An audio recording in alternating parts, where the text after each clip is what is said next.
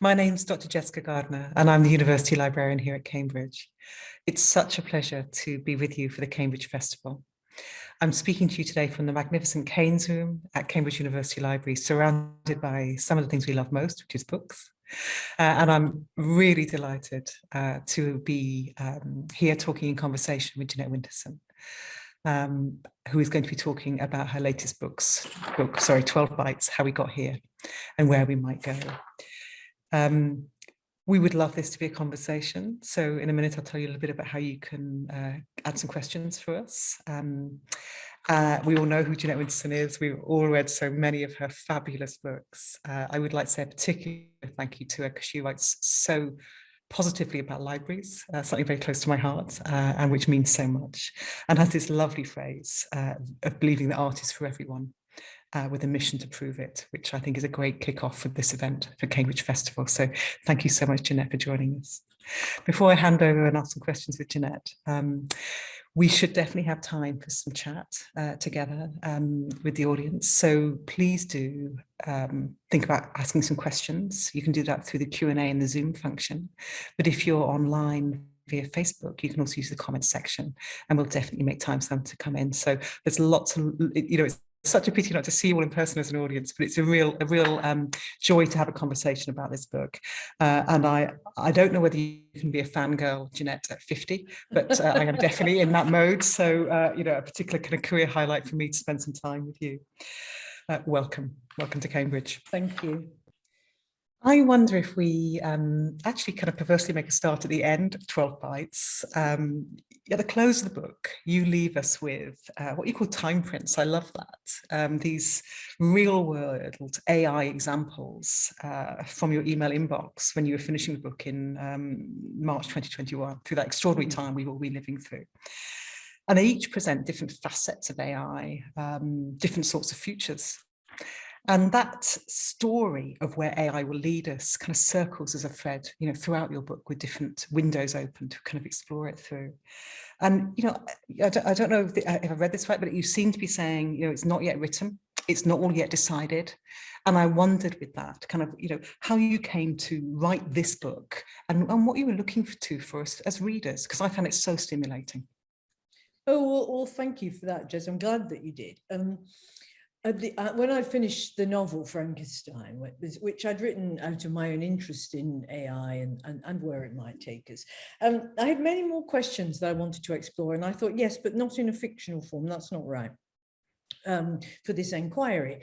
So I thought, what do you need, Jeanette? And I thought, what you need is to go back to when it began, the Industrial Revolution, my hometown of Manchester, when we start to accelerate our future, when we begin to intervene decisively in our fate as Homo sapiens. We're not leaving it to Mother Nature anymore. We're taking it on for ourselves.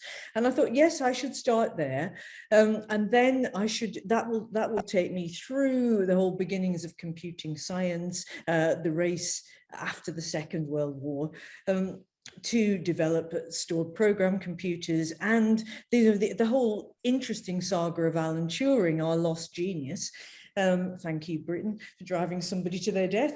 The lost genius who was open-minded enough to go back in time himself and have a conversation with Ada Lovelace, who'd said, in 1843, which is a big insight, she'd said, yes, computers will be able to write novels, they will be able to write music. That's pretty good when one hasn't been built. But they will never be able to originate anything. And Turing took issue with this, as many of you will know, and asked in a very interesting paper that he wrote in 1950 about machine intelligence, well, was Lady Lovelace correct? Will computers just be gigantic number crunchers and prodigious power possibility, or will they be able to develop an intelligence of their own, which isn't natural intelligence? That's not what we were looking for in his terms, but a different intelligence. And that was a question he was asking, right back then. In the 50s, we know that John McCarthy coined the term artificial intelligence. And I never thought that was very helpful. And in the book, I try to find a new term for it and say, look, could we, if we're thinking about super AGI, I mean, not just AI as a tool, could we call it alternative intelligence? Will we get there? Really carrying on from Turing's own line of inquiry. So those were the thoughts spinning around in my head. And I thought, yeah, that's what we'll do. We'll start with Ada Lovelace and Mary Shelley, the two women who it seemed to me were at the start of the future, both in their visionary way, and who hadn't really been given the right amount of credit, enough credit for what they were both doing, what they both did. Well, you know, one of them foresaw this time where we are now 200 years later, where we might be on the cusp of inventing a new life form, you know, not out of the discarded body parts of the graveyard, but out of the zeros and ones of code, but using electricity, which wasn't even a force that was at all understood or in use when Mary Shelley was writing. So there she is doing this. And then there's Ada Lovelace trying to write programs for a computer that Babbage hadn't built. And I thought, yeah, this is where we begin. Let's look at that. Then let's have a look at the Industrial Revolution. Let's move forward from there. So I was exploring it for myself. I mean, you must find this when you want to know something. You start to write about it, don't you? Not in an arrogant way, but in an inquiring way. What are my questions? Where will my questions lead me? What research do I need to do to answer them? And gradually, it became clear to me that as an intelligent person who's not a tech person and not a computing scientist, there were real questions that I thought other intelligent persons, general readers who were curious but not specialists, would want to know. And that's how the book began to take shape. Thank you. I mean, there's so many things. Luckily, we've got a bit of time to kind of explore them, but I really thought it's such a great catalyst. And as you say, kind of translating between those who are immersed in tech all the time, and those who, you know, we can't ignore this. This is a part of the world already in which we live in, isn't it? So to have some conversation about it, to understand more of where it's going. And I can just see in the chat that there's already been some comments of kind of alternative words, software intelligence or perhaps digital intelligence, kind of people musing, you know, what does this term mean? And I wonder if I could just, because there's so many things I want to pick out, but you use that phrase, alternative intelligence, and I wonder if you could say a little bit more about why you were looking for something different. You obviously kind of draw in the book on the different futures that AI could lead it to, and I wondered if artificial intelligence would become too loaded as a term, and whether you were looking for something different opens it up. Yes, it just, for me, it just didn't feel helpful. And also, you know, there is this big debate about natural intelligence versus machine intelligence and whether machines will ever be able to think, although that begs a whole set of questions about what we mean by think. You know, we could really be going down this rabbit hole all night, couldn't we? But accepting that AI is now a goal, is a tool, and humans are a tool using animals, and we always have been. I was wondering whether after 300,000 years of Homo sapiens doing what we do with astonishing success and also planet-threatening, species-annihilating disasters pending, whether or not this really is the right moment, I think it is the right moment to consciously, cooperatively, not competitively and secretively, try to develop, as Alan Turing hoped we would, a different kind of intelligence, one working alongside us. Although, obviously, that does throw up the question that Turing's pal Jack Good said back in 1965, is this our last invention? Because it will be so much smarter than we are if we do it, and then it will be able to program itself. And where do we sit in all of this? You know, Elon Musk worries about this. You know, there are many serious thinkers who do. But at the same time, I was brought up in a Pentecostal cult, and I know that humans are addicted to the idea of end time and the apocalypse. We all are, whether you're religious or not. We all think it's all about to blow up in our face, and that'll be that. We've been saying this forever. It's all over. The end is nigh. Well, one day it will be, I guess. I mean, just on the law of averages. But I thought, does that doomsday saga have to be continually repeated? And is it psychologically helpful or healthy if it is? And I think not. And I wanted to offer other scenarios where this could be a very positive thing for Homo sapiens, for humankind, that we should see it as a stage in our evolutionary development. And just that's why I started with the Industrial Revolution, because I thought, right, this is the moment when Mother Nature is saying, you know, I've done my best. Could you just, you know, get on with it now? And maybe when we look back, just as we look back at Neanderthals and also there are other imprints and strains of humans, sort of humans along the way, we know it just wasn't Neanderthals and then us, maybe we'll see us, Homo sapiens, as part of that evolutionary journey. And we won't be so worried that we had to change, that it had to be transhuman, post-human, that we worked alongside a different intelligence that we helped build.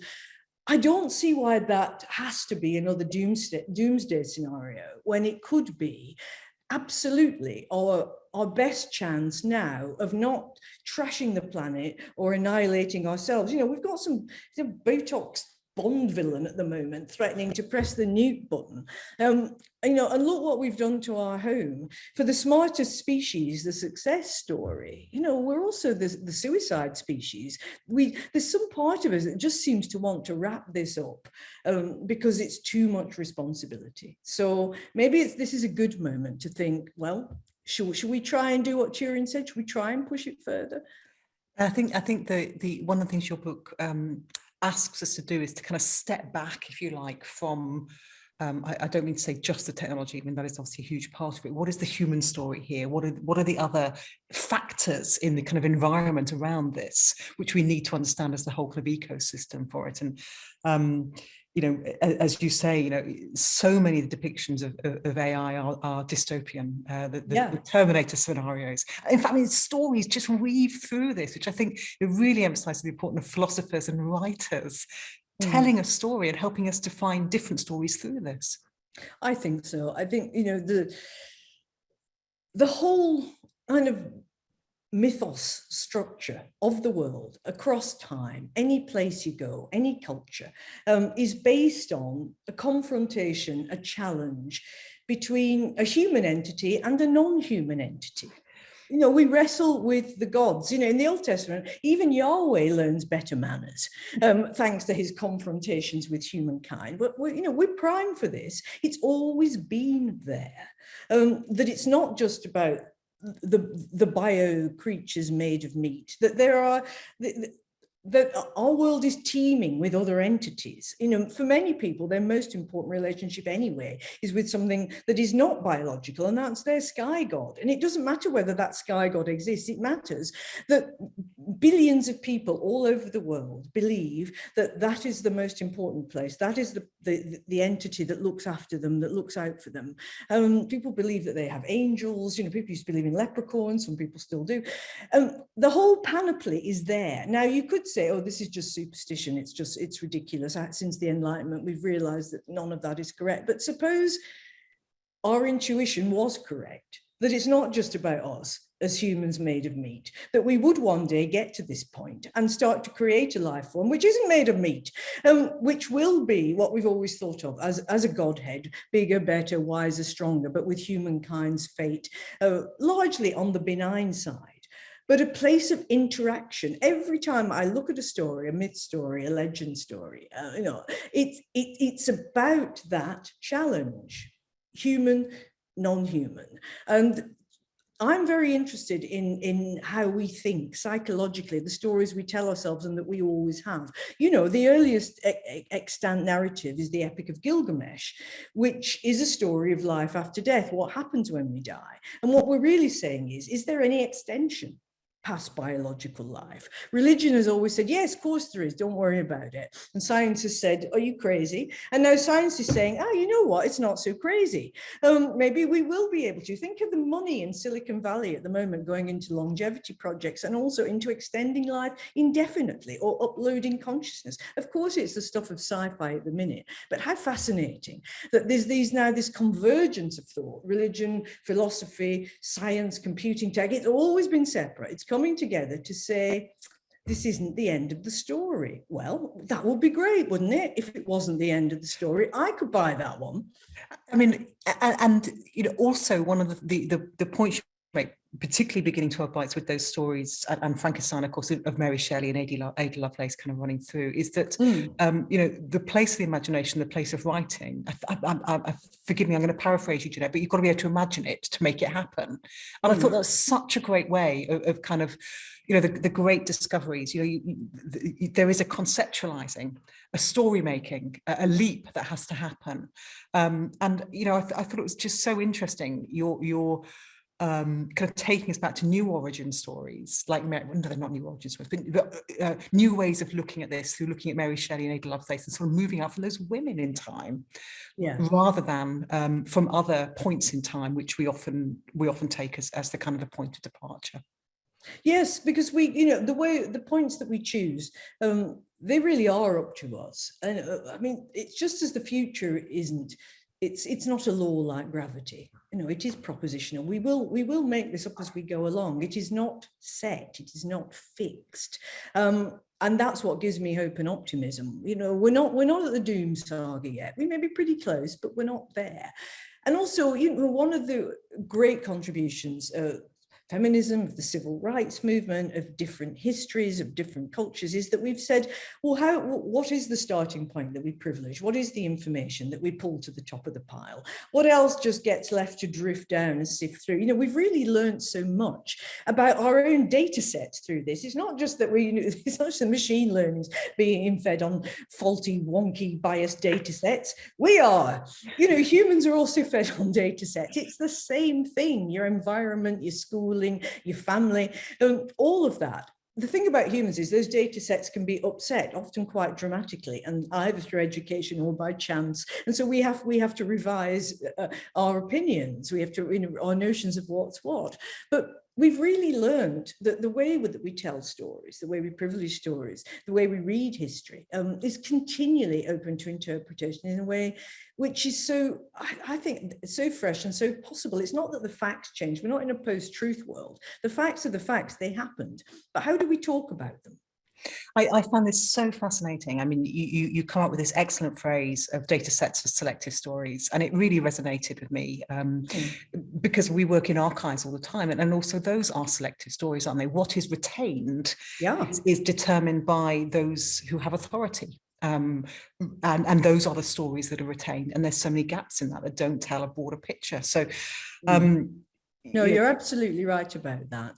And you know, I think, you know, academic institutions are now very much in the forefront of trying to dismantle those false narratives and replace them with something which is broader, you know, brighter, and allows young people in particular to think differently. It's not about cancel culture. I absolutely don't want that. I don't want to see it. I don't want to hear about it. It drives me mad.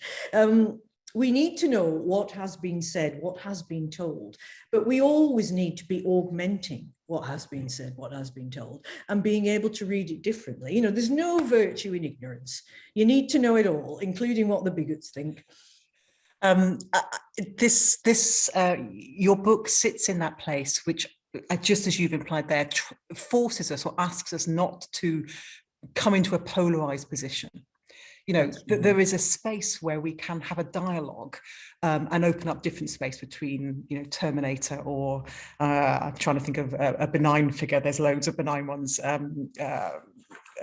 Wall-E or other kind of robots that kind of, you know, add nice things to our lives. And one of the things that you kind of reflect on in the book in this space is around binary. And in your essay, Fuck the Binary, you explore issues of gender and binary and kind of pose this kind of exploration of, you know, could the coming world, could it challenge that dynamic, male, female, black, white, or will it reinforce it? And I wonder if you just talk a little bit about that, because it was really fascinating as a way of creating a space beyond what in many ways become quite polarized places.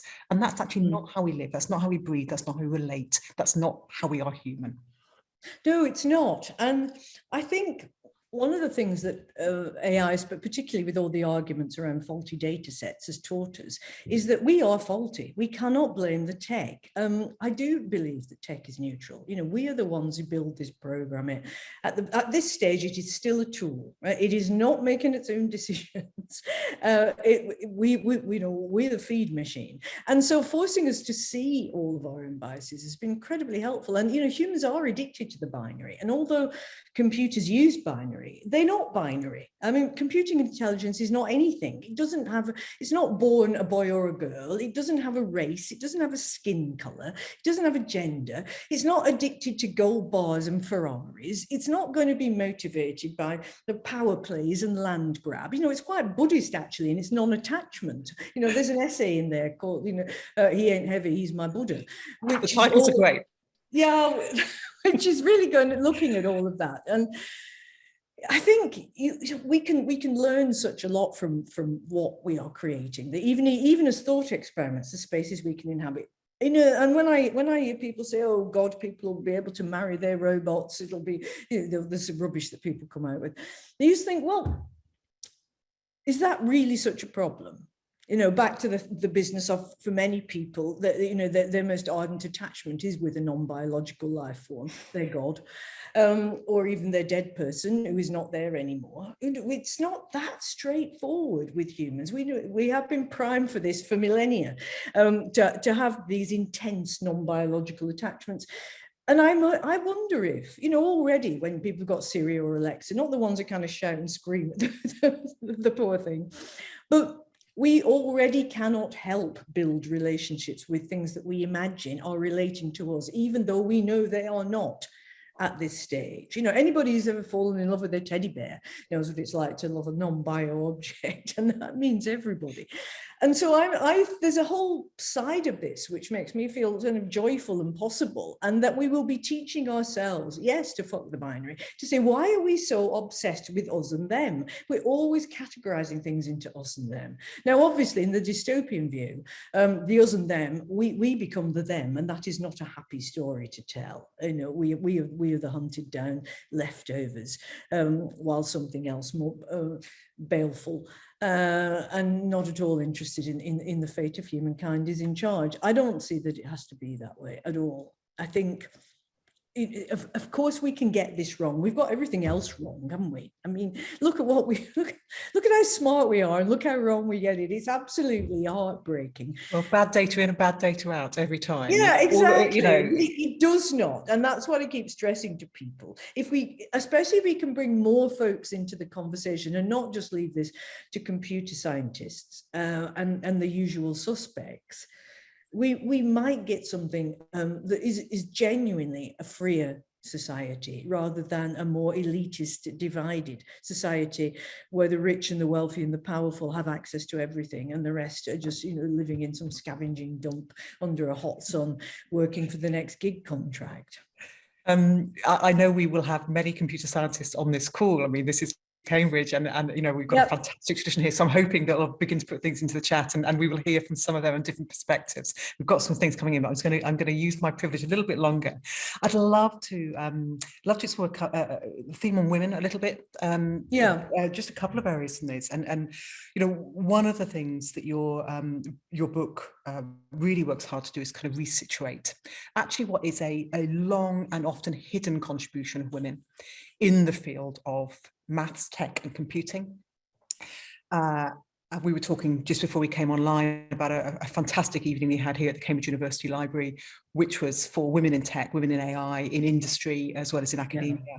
And we were looking through the archives, and of course we found lots of gaps. So where are the women? Where are the stories of the women that you know, the kind of the data sets that aren't there, the lives aren't recorded?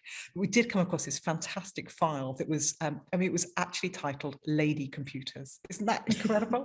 And this is 1890 to 1895, women who had attended Newnham and Girton colleges here at Cambridge, excelled in the mathematical tripos, where, you know, as I know, Jeanette, they could like Philippa Fawcett, she beat everybody, didn't she? And she was one of them. And so, and they could take that exam, but they couldn't get their degree until 1948. Not a good story. It's not a good story for Cambridge, especially not, you know, the titular BA is BA tit. Exactly. Thanks, guys. but there are these hidden stories, and I would love to hear, for those who haven't dipped as fully into your book yet as they will do, what are the hidden stories that really struck you, and how can you help us to better understand that history, because it's there. Yes, it's shocking, isn't it? Especially when we had all that furore recently from Google saying, well, 20% of women in tech is probably about right. And now we live in an equal society. If they wanted to do this, they would do it. Clearly, nothing is standing in their way.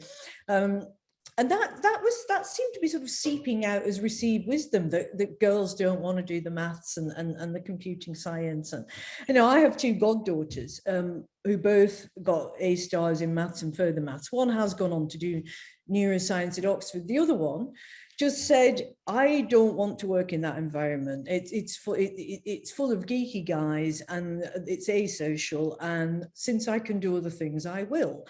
And I keep hearing that story. And it's this business of, do we fix the institutionalized problems, or do we try and fix the women so that maybe some certain numbers of geeky girls will want to do this, but lots who could won't, And that does really bother me at a level of education.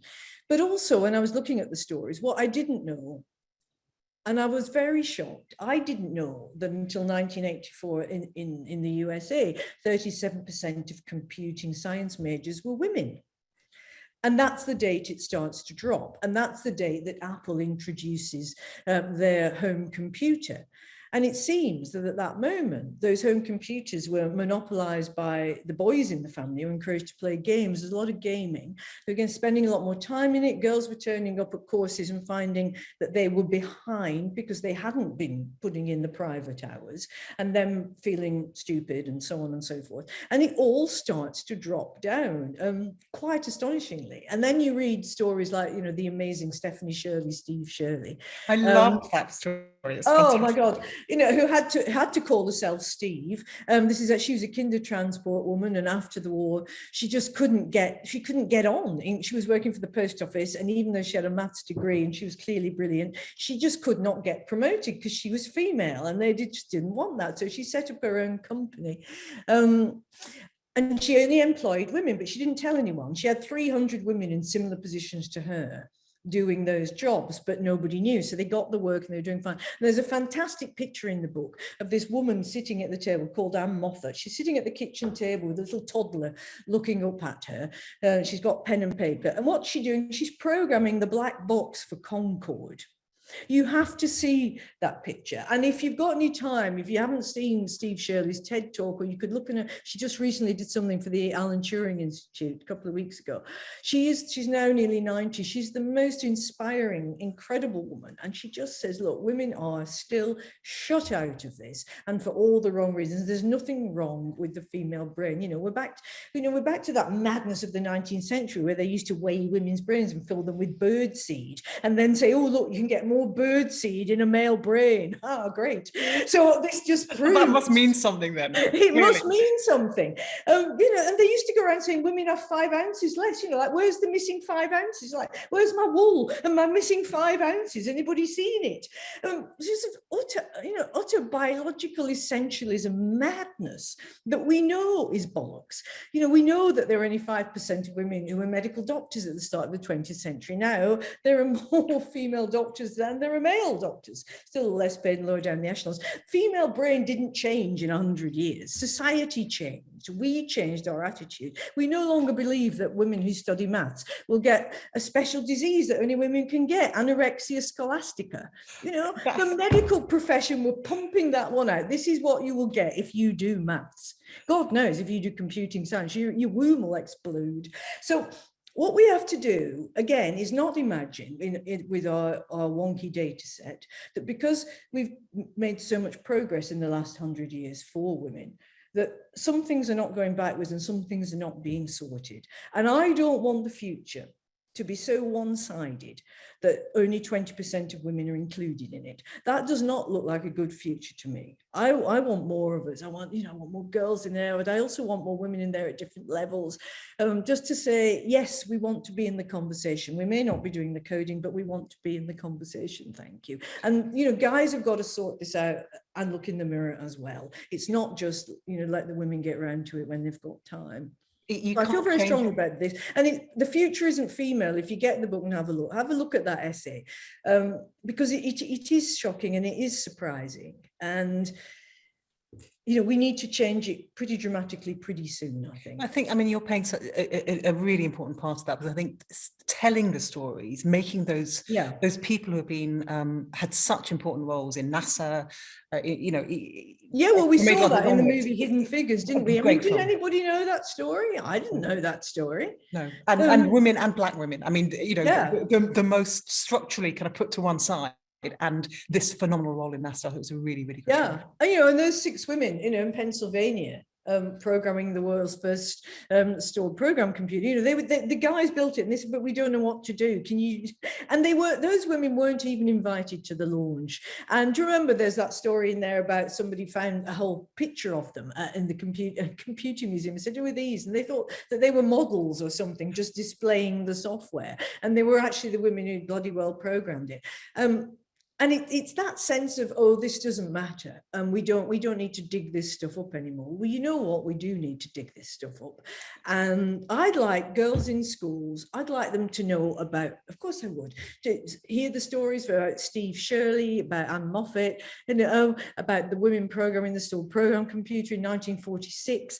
I think if we started out with girls at 11 doing maths and computing science and saying, hey, listen to these stories, it would change everything from day one. They'd think, this is about me. The old thing, you can't be what you can't see. We need to really turn this on as something that's exciting, that's doable, that's fun, that's not outside of your skill set, and that you will want it. And you won't have to sit with a load of smelly boys who don't wash. Sorry about the stereotype. If there's any of you out there, go and get washed. And those of you who are not the stereotype, don't worry about it, but help the girls to change it. I can feel a new exhibition coming on at Cambridge University Librarian. We've had many exhibitions about science. I think we might have one about maths specifically and computing, and the story of women, as well as all the others who have contributed. And I mean, look, as you know, I'm going to the TED Tech conference next week in Vancouver. So it's going to be very interesting for me. I'm going to be doing some gender ratio counting. I really am. Are you going as an anthropologist, Jeanette? Yes, I'm going, and I will also find. Obviously, it's going to be fascinating because I shall learn so much. I'm going to go to everything that I can possibly go to while being able to sleep a few hours a night. But I do want to look at the whole makeup of that conference and see how we are represented in the world of tech. I am, we have got some great questions in now, but I'm going to ask you one, I'm a literary grad. I've got to ask you a literary kind of question. Sorry, I think I'm about to, if it goes, because I think it's just the snow's just coming in. So if I suddenly wobble off, it's because unfortunately my tech is amassed somewhere in the back of my wood. You did warn us, so we know you've got a backup, and if we need it, we'll get to that. But yeah, I was reading Frankenstein and 12 Bytes alongside each other. And it really felt to me that these were two books that were in dialogue. And in 12 Bytes, you talk about, I think it is in He Ain't Heavy, He's My Buddha. You talk about the sense of frustration as a writer. I wish I could be opening 2 screens, actually maybe 4. And there's this kind of desire you can feel through your writing to be telling, more than one story at once. And reading those, that the novel and the conversation, the thought pieces, the essays alongside felt like you were using different tools to explore things in different ways. And I just wonder if you can tell us about that process and what kind of space those 2 things occupy differently. I don't know if you're writing at the same time, Jeanette, probably not. But. No, but for me, I think we're just driven by our own obsessions, curiosities, interests, and we want to know more, I think, always. And I feel this is a very exciting time to be alive in. And I was also fully aware that because the way I was brought up meant you couldn't choose, you couldn't mix in those days science and the arts. You had to make a decision. It's a terrible thing to do, and they don't now, which is much better. And I've always been fascinated by other ways of thinking, other modes of thought. I've taken New Scientist for as long as I can remember. I just want to know stuff. And so it was that questioning spirit, but also refusing to go through. I didn't want to behave like narrow goal AI. I didn't want to be set off to manage one problem when, the human brain is so massively parallel. And we can do all of these things at once. That at the moment computing power can't do, although it can crunch numbers very impressively. But I thought, all right, I need to bring in history, philosophy, religion, as well as science, and as well as the history of computing science, in order for myself to satisfactorily answer some of these questions. And maybe, I hoped, get your average person more interested in the conversation as a whole, instead of thinking this is not for me, which is how people get put off, because you know what it's like. And every speciality develops a private language, and when there's maths involved, for a lot of people it becomes very scary. I had to get my goddaughter. I said, can you help me with Boolean mathematics, please? And she just rolled her eyes and said, ask Dad, which wasn't, she just really thought that I was so beyond the pale that I had to have some old person like myself to do it with me. But I wanted to not dumb anything down, not pretend things that I didn't know or couldn't understand, but have the conversation at a lively level, so that folks would think, I want to know more about this. And now I'll go off and do my own research, my own investigation. I will become active, not passive. It's not a place to be passive right now in the world in any shape or form, is it? We all have to do what we can do, I mean, politically, environmentally, but also in the sense of, well, where are we now in history? And I think this is a different moment. I do think it's an evolutionary jumping off point. And that's what I mean about the excitement of it. I'm probably too old to have my brain uploaded, but I would if I could. You've downloaded them to books, in a sense. You've already started a different sort of process, haven't you? Well, there is that. I suppose the books are always the best of you, because all the crotchety, boring, silly bits don't make the cut. You get left with the things about you, perhaps they're worth passing on, or some of them anyway. Well, certainly, I mean, I look at a lot of writers' archives, and of course, then we try to keep everything. You think probably people don't want you to actually, there are bits of yourself you would rather not. I don't do that. It's very La Boheme in my house. I burn loads of stuff. I'm not interested in archive. I'm not interested in legacy. I'm interested in doing what I can now. The books are the best of me. They're extant. They'll survive whatever time there is for them to survive. But that even doesn't matter. It's about saying, all right, this is the conversation now, and let's have it, and let's be in it, because I don't know, it's so uncertain at the moment, isn't it? All those certainties about, you'll be catalogued and quantified and archived and canonized and turn into a classic. Who cares, really? What matters is the conversation now. And I think that what your book also does is, for those of us who don't feel as immersed in the technology of it, it's a permission to come into the conversation at any level, because you're asking questions which are questions about how we live, how we want to live, what the future might be, and the technology is an incredibly important theme through that. But it seems, because it's that space that it's not a tech magazine, it's not a piece of programming language. It's actually in a language we can read and engage with. So I think it does start conversations. And there's a lovely comment in the chat. A woman called Claire, I hope you might say that, Claire. She says her daughter loves maths and she's really enjoying hearing from you. She's doing maths GCSEs as well as design and technology. She's autistic, and the way her brain work amazes me.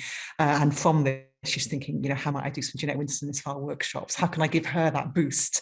Thinking about how you spoke about those women in tech. So well, she can read that essay. That I think she'll find that very interesting. Yeah. And she should have a look at the Steve Shirley TED Talk, because she talks about setting up that. It's also very funny. I mean, it's laugh out loud funny. So it's finding those stories, isn't it? Which we do.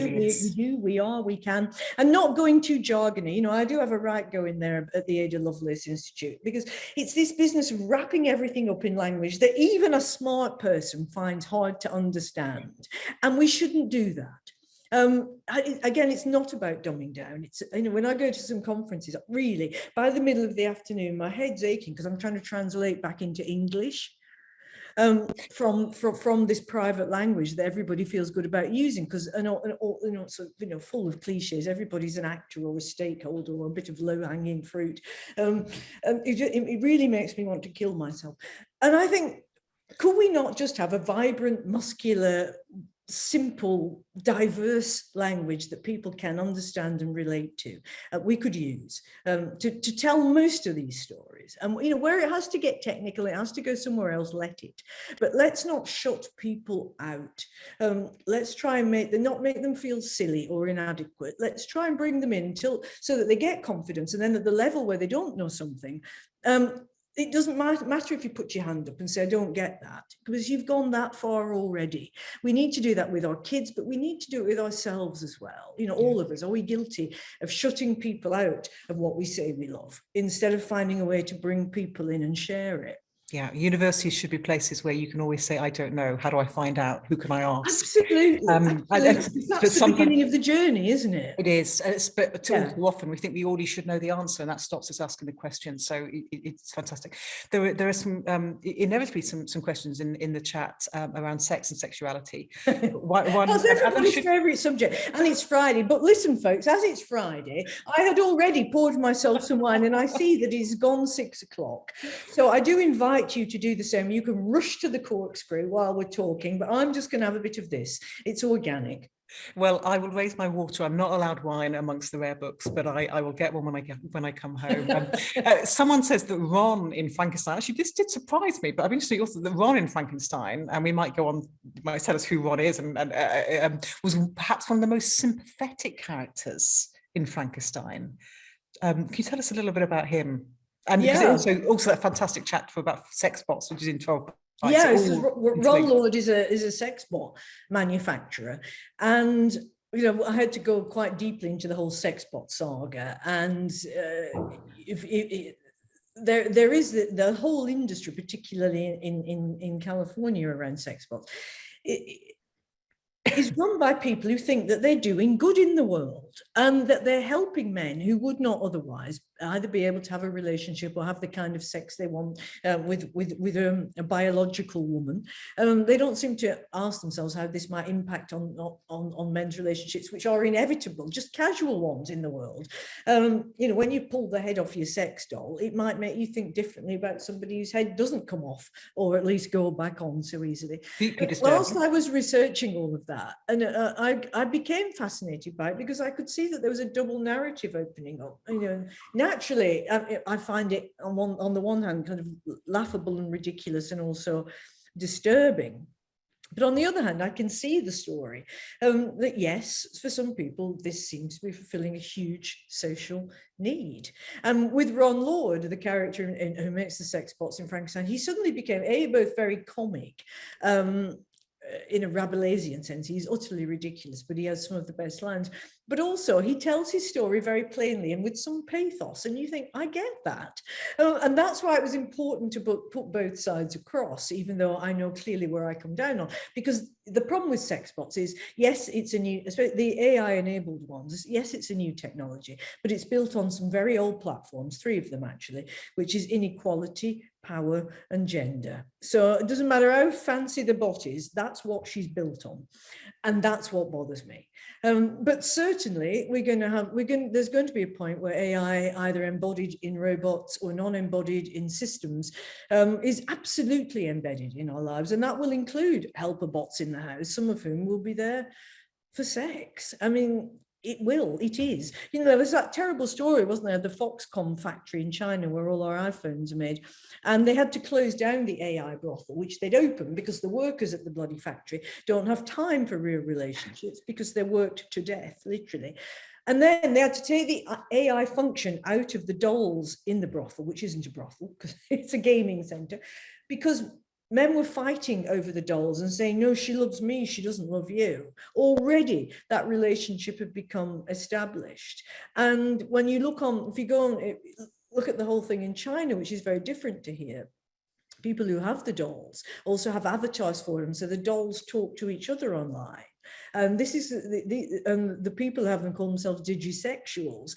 And they say that their real life at work and at home and everywhere else actually happens in 2 dimensions. They're not 3-dimensional anymore. It's all about what happens via the screen, via the programming, with the basic physical needs met by the doll. So the more you go into it, the more bizarre it becomes, especially if you're a woman, because women are interested in boy dolls. Because we have smaller cars and you just look ridiculous trying to get a 6-foot hunk into the back of your Renault Twingo. People will notice. Most of them fold up now like a Brompton bicycle. So if you're an introvert, you can put them in the boot. And this is what Ron is offering, as he's pairing up with franchises at airports and stations. But the fact remains that women do not want sex dolls. But since the pandemic, the boom in sex dolls has gone absolutely fucking crazy. It's Boys, so what's going on out there? We've got. I'll let our audience comment on that, but it is these are the sorts of things that in my naivety before reading the book, I think these are the stuff of Blade Runner, but it's here and it's now. It's here and it's now, yeah. And truly, I don't know. I'm not judging this because it's too early. I mean, I can judge the things that make my stomach turn about the gender, money, power problem of what happens when a female-ette it replaces a real woman. We've seen that in Stepford Wives, but the whole business of having meaningful relationships with creatures not like ours, I totally get that. And of course it will become sexual. Everything does. Well, that's so brilliant, because that's one of the questions in the chat. Having discussed kind of gender and binary in AI, should AI superintelligence be sexual or be non-binary? I'm thinking of books like Becky Chambers kind of exploring these and so I mean, so is AI futures? Will it have a sexuality and emotion? What do you think? Don't know, because it won't have a limbic system, will it?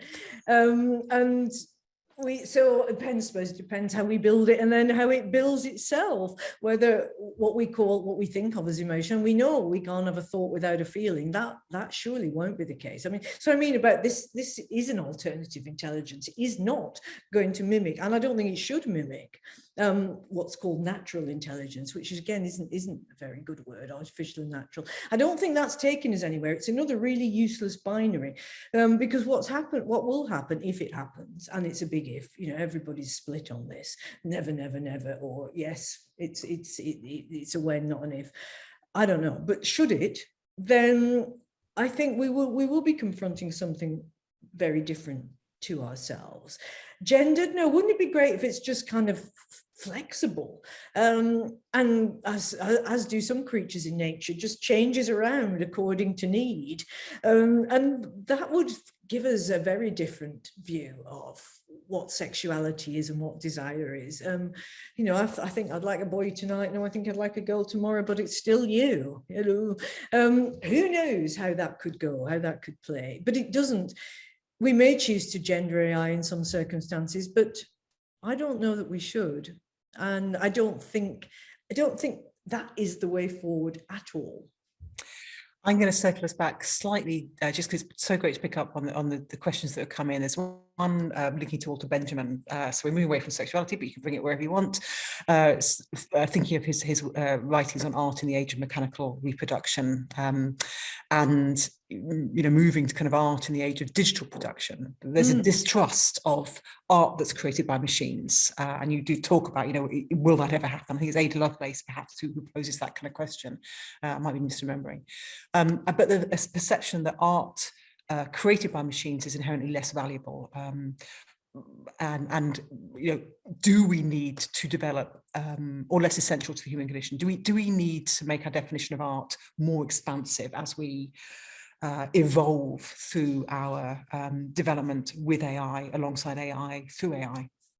Yeah, and I think it will happen naturally. I think it will happen as a matter of course.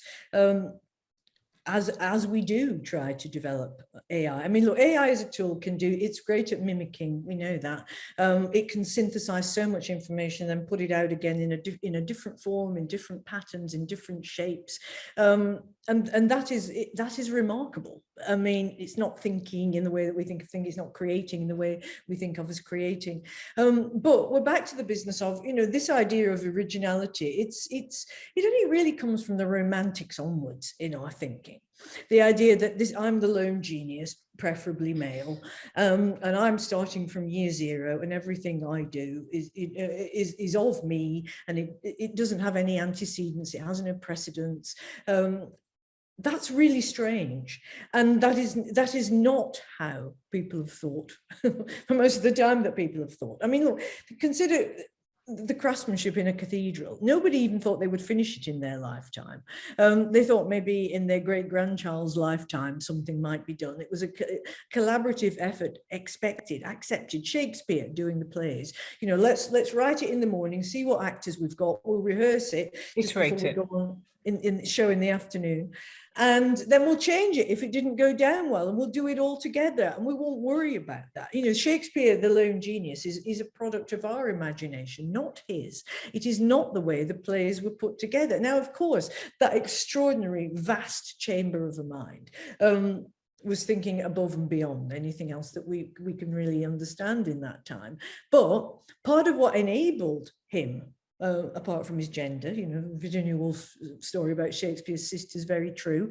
First she's raped, then she's pregnant, then she's dead. So Shakespeare, enabled by that, was also enabled by the circumstances around him. And that's too often not factored in. And we all are enabled by the past. We